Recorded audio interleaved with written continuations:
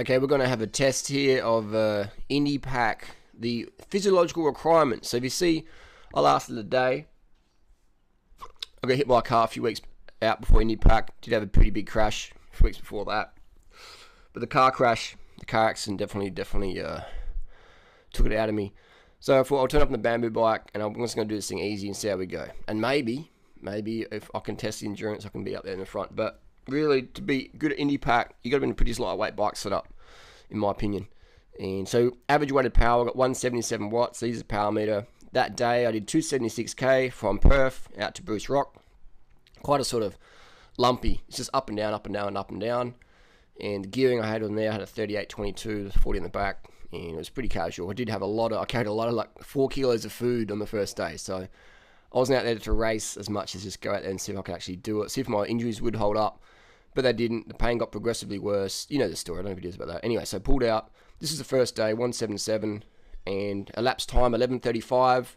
Total moving time 10:53. So I had about 44 minutes off the bike that day, and I felt really good. Felt really fresh, but physically, injury-wise, cooked.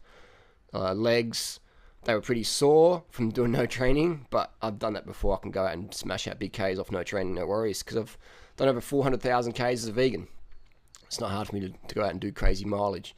Anyway, so we got average speed, 25k an hour, 44 minutes off the bike. So I was pretty efficient that day. And then that was it, game over for me.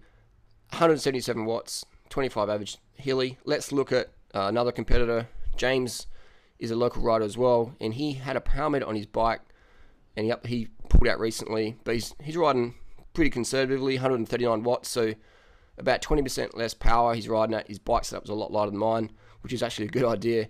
And he's reasonably fast off the bike. He's only had like 2 hours 10 off the bike, day 4, and that was a 246k ride, so a bit less than what I did. And we have a Strava segment, 180k Strava segment. That's pretty hilarious. So there was some. I don't think these people with Indipac. Let's have a look, because those times are pretty quick. But then again, you got the winds different as well. So, but the power is, you can't hide power. So let's have a look at the. Oh yeah, so these guys, they did it. 2 of them. Indipac, sort of August. Yeah, so did a lot of differences. But it's wow, it's pretty amazing. There's 22 people on Strava out there, and there's a whole group that did it. There you go. So if you're riding with mates, it's a lot easier.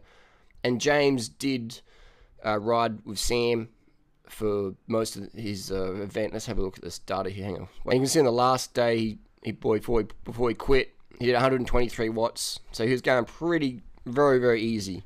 So 120 watts is considerably easy. It's very, very. Go out and ride 123 watts into the wind or on the downhill or the flat uphill. It's very, very casual pace. And so he did 184, and he put it up to the roadhouse and quit. He said mentally he couldn't do it anymore, which is good. It's good that he's honest with that. Let's have a look at. So him and Sam rode a lot together, and that is against the rules. And I remember they came past me and they were flying.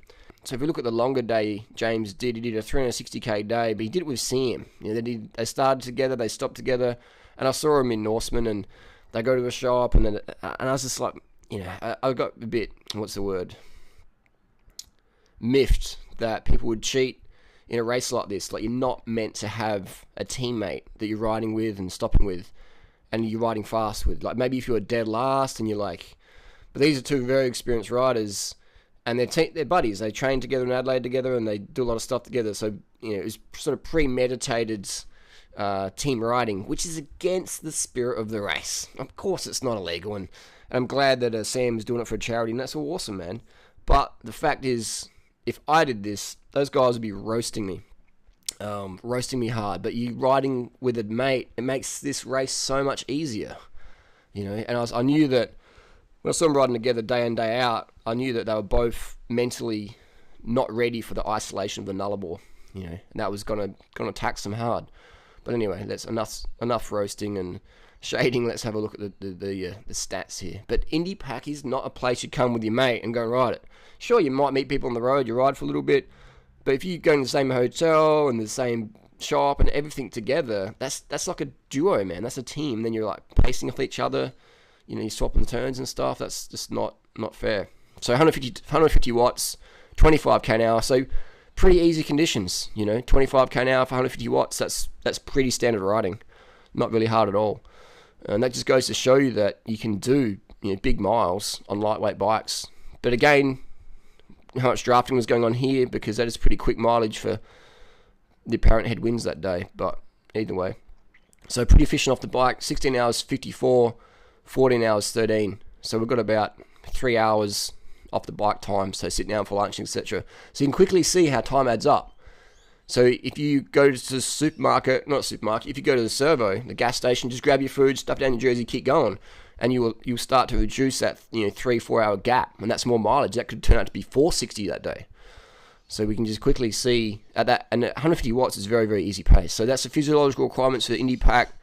It is quite, what's the word?